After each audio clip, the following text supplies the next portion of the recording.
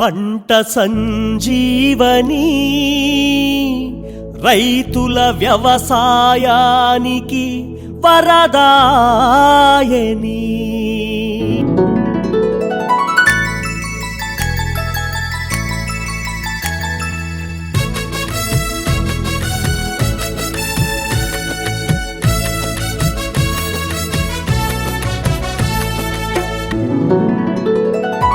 పంట సంజీవని పంట సంజీవని రైతుల వ్యవసాయానికి ఇది వరప్రదాయని.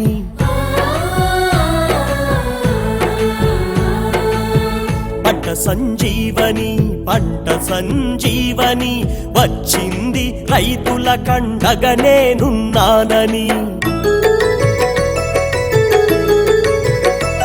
ఇది పంటల సంరక్షణకై చేపట్టిన యజ్ఞం. లక్షల సేద్యపు కుంటల నిర్మాణమే లక్ష్యం.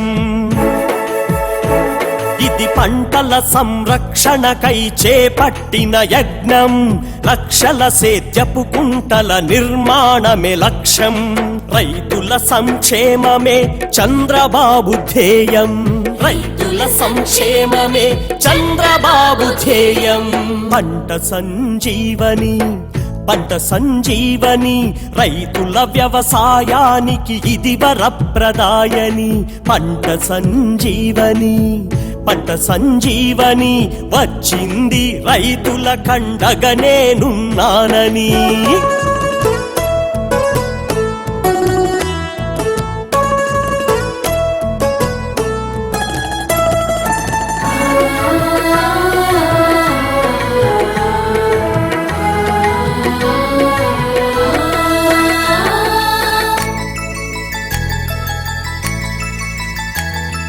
కార్తెలన్ని పోయినా వాన కురవదాయే.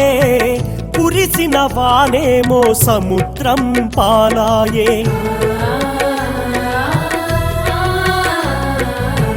భూగర్భ జలాలన్నీ అడుగంటిపోయే. బోర్లు బావులలో నీళ్లు ఇంకిపోయే. అదనులో పంటకేమో నీరందక ఎండిపోయే. కరువుల కాటుతో వలసలు తప్పవాయే. ఇందుకు కారణం మనలో లోపమే. కురిసిన వానలను నిలువ చేయకపోవడమే. పంట సంజీవని పంట సంజీవని పిలుస్తోంది నీటి కుంటలు నిర్మిద్దాం రమ్మని. పంట సంజీవని పంట సంజీవని వాన నీరు నిలువ చేసి కాపాడును పంటని.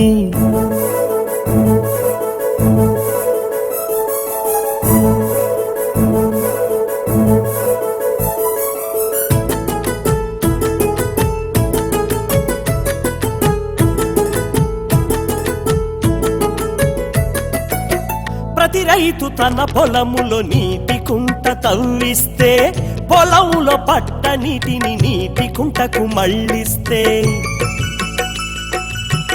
1-2 వర్షాలకు నీటి కుంట నిండుతుంది.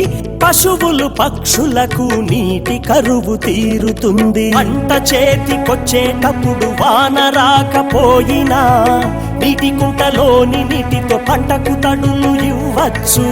పంటను కాపాడొచ్చు, కరువును తరమొచ్చు. వ్యవసాయం పండుగల రైతులంతా చేయొచ్చు. పంట సంజీవని పంట సంజీవని రమ్మంది రైతులను ప్రగతి బాట నడవమని. పంట సంజీవని పంట సంజీవని అడుగుతోంది అందరినీ నీరు పొదుపు చేయమని.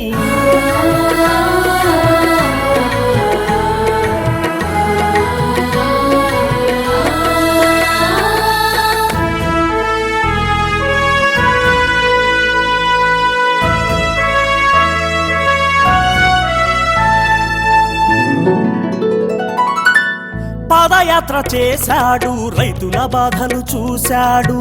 రుణమాఫీ చేసి ఇప్పుడు పంట సంజీవని తెచ్చాడు.